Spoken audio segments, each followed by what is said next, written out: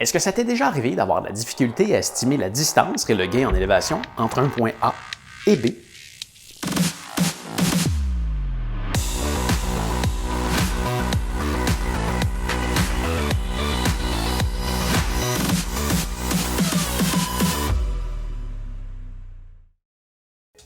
Salut et bienvenue à cette deuxième capsule de formation pour t'aider lors de ton prochain voyage. Aujourd'hui, je veux te parler d'une application qui m'aide à me préparer pour la plupart de mes trajets.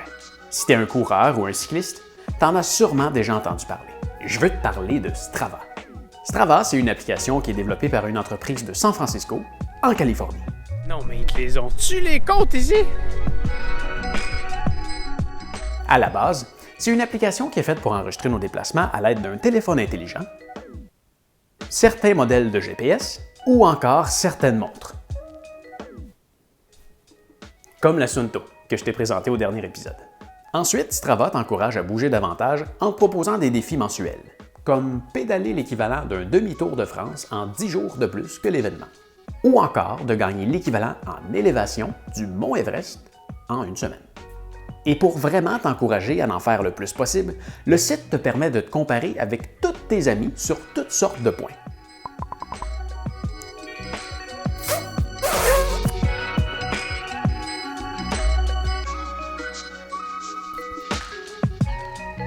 N'hésite pas à te donner le goût de te pousser à fond en te laissant voir que tes amis sont plus rapides que toi et il va même jusqu'à t'envoyer un courriel dès qu'il y a quelqu'un qui a battu un de tes records.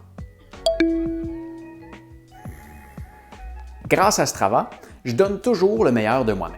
Par conséquent, mes entraînements sont plus bénéfiques sur ma forme physique.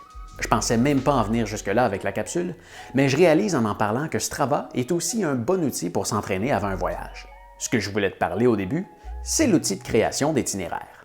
Je l'utilise souvent pour aller monter une montagne inconnue et pratiquement tout le temps quand je vais pédaler à l'étranger.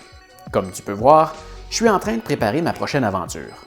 D'ici, je peux facilement voir tous mes trajets de jour en jour avec la distance que je vais devoir parcourir ainsi que le gain en élévation. Pour regarder un exemple de plus près, on va regarder une des journées où j'ai le plus souffert au Japon, de Toyota à Misakubucho dans les Alpes japonaises. Il est sur le bord de faire noir. On va commencer à descendre bientôt. Il reste 150 pieds à monter à peu près. Puis je vais être quasiment rendu au point que je voulais aller. Ça va bien.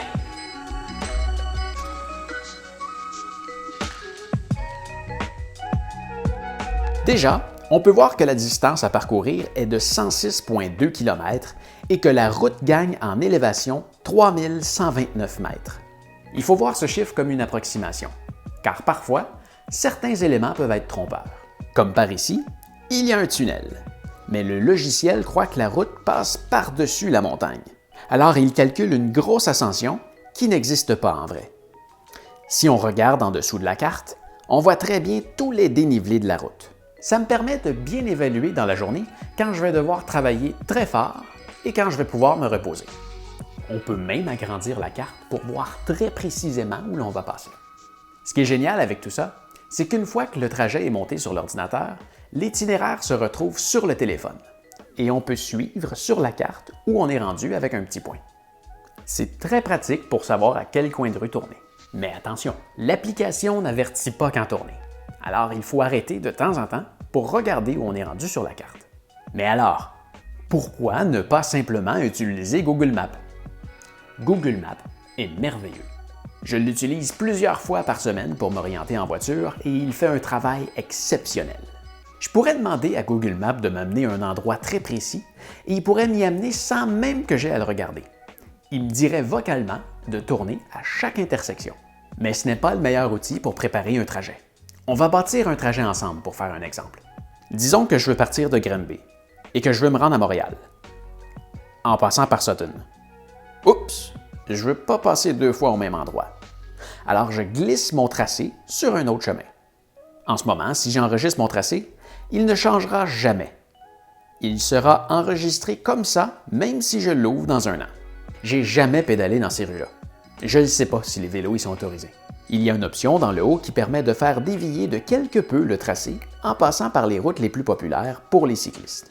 La communauté chez Strava, c'est un point fort.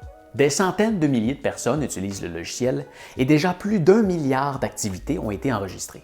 En combinant toutes ces données, Strava est alors facilement en mesure de recommander les routes les plus populaires. Il est même très facile de se faire une idée en utilisant la carte des routes les plus chaudes. C'est chaud. Pas à peu près. Et cette carte illustre seulement les activités faites dans le mode de sport que l'on est, soit à vélo ou à pied. C'est très pratique pour trouver les routes les plus populaires sur une montagne et ça fait même parfois afficher des sentiers non officiels qui n'apparaissent même pas sur les cartes. Aussi, si tu préfères pédaler quelques kilomètres de plus pour éviter des grosses côtes, Strava offre même de trouver la route avec le moins de dénivelé positif. Une fois terminé, j'enregistre le tracé et je peux même me laisser des notes. Voilà, une fois enregistré, il te reste juste à partir et suivre ton tracé sur ton téléphone intelligent. L'application est disponible sur Android ou iOS. Je vais dans mon profil, puis dans Route, et tous les trajets que j'ai enregistrés y sont. Malheureusement, le tracé avec la carte ne peut pas être enregistré physiquement dans le téléphone et requiert une connexion Internet. Mais c'est pas grave. Si tu n'as pas de connexion Internet pendant tes déplacements, j'ai des trucs pour ça. Puis on va justement en parler la semaine prochaine. Car oui, Strava est peut-être une application exceptionnelle, mais elle a quand même quelques défauts. Par exemple, depuis qu'ils ont changé de Google Maps à Mapbox, il n'est plus possible d'utiliser Google Street View. Je suis alors obligé d'utiliser mon trajet de Strava et de comparer avec une autre fenêtre de Google Maps Street View pour aller voir les rues dans lesquelles je vais passer. Comme ça, quand j'ai des doutes, je peux m'assurer que la route est en asphalte et que je ne me retrouverai pas sur une piste de course avec un minuscule accotement.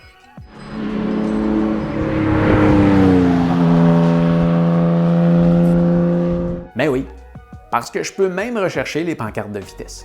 Et même si Strava me suggère les routes utilisées par les cyclistes, je préfère ne pas prendre de chance et m'en assurer par moi-même. Est-ce que ce pont a vraiment une voie pour les vélos?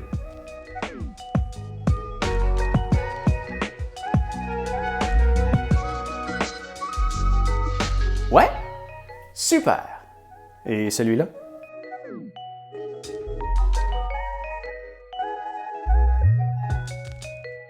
Non? Oups! On va en trouver un autre. Est-ce que ce tunnel est adapté pour les vélos?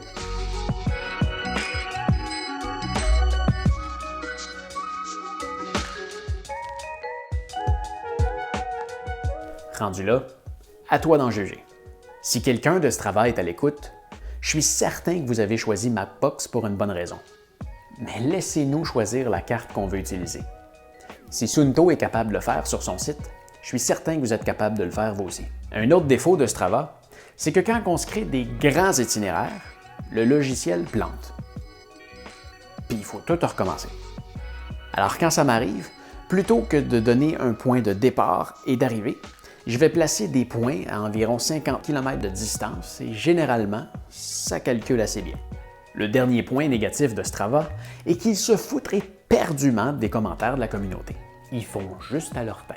Par exemple, disons que je vais courir à l'extérieur. Quand j'ai terminé, Strava me félicite parce que je viens de faire mon meilleur temps sur mon premier kilomètre. C'est bien, mais je suis même pas capable de savoir c'était quoi mon record précédent. Ça serait bien d'avoir un tableau qui affiche mes meilleurs temps sur chacun des kilomètres, comme c'est possible de le faire avec n'importe quel segment. Chez Strava, un segment, c'est un parcours entre un point A et B que tout le monde est capable de se compétitionner dessus. N'importe qui peut en créer un. Je peux dire qu'à partir de chez moi jusqu'à chez un de mes amis, c'est un chemin et tout le monde peut compétitionner dessus. Si on regarde un exemple, ça, c'est la liste de mes meilleurs temps sur un segment. Mais c'est pas possible de le faire pour 1 kilomètre, peu importe où est-ce qu'il a été couru. Pourtant, si Strava est capable de me dire que je viens de battre mon 3e, 2e ou mon meilleur temps sur mon premier kilomètre, ça veut dire que l'information est disponible quelque part. Visiblement, je suis pas le seul à vouloir cette fonction. J'ai laissé un commentaire il y a environ 2 ans sur une page du forum officiel de Strava. Aujourd'hui, ça fait 6 ans que des gens demandent cette fonction sur la même page du forum à chaque semaine. Et Strava n'a toujours rien fait, ni même répondu. Et c'est seulement un exemple parmi tant d'autres. Bref, l'équipe qui développe cette merveilleuse application devrait être un peu plus à l'écoute de leurs utilisateurs. Bon, assez de chiolage. J'avais une petite crotte sur le cœur, puis elle est sortie. Je crois que ça fait le tour pour aujourd'hui. Je voulais te présenter un de mes outils les plus utiles pour préparer mes trajets à pied, en montagne ou en vélo. J'espère que ça va t'aider lors de ton prochain voyage ou que ça va même t'encourager à mettre les voiles. Pour moi, c'est un outil indispensable. C'est grâce à cette application que je suis capable de savoir que je suis toujours sur la bonne voie. Ma montre est mon meilleur outil pour me pointer une destination, revenir sur mes pas ou pour connaître mon altitude. Mais lorsque je dois suivre un itinéraire, Strava est mon outil favori. Si tu n'as pas vu le dernier épisode où je parle justement de ma montre, tu peux aller le voir en cliquant sur le lien juste là, en haut. J'espère que tu as aimé la vidéo. Si oui, tu peux me faire un pouce, juste là en bas. Si tu as des questions ou des commentaires, tu peux m'écrire dans la boîte juste en dessous de la vidéo. Gêne-toi surtout pas, c'est fait juste pour ça. Finalement, oublie pas de t'abonner. Juste là! Puis on se revoit la semaine prochaine pour parler de comment voyager sans connexion Internet sur ton téléphone. À bientôt!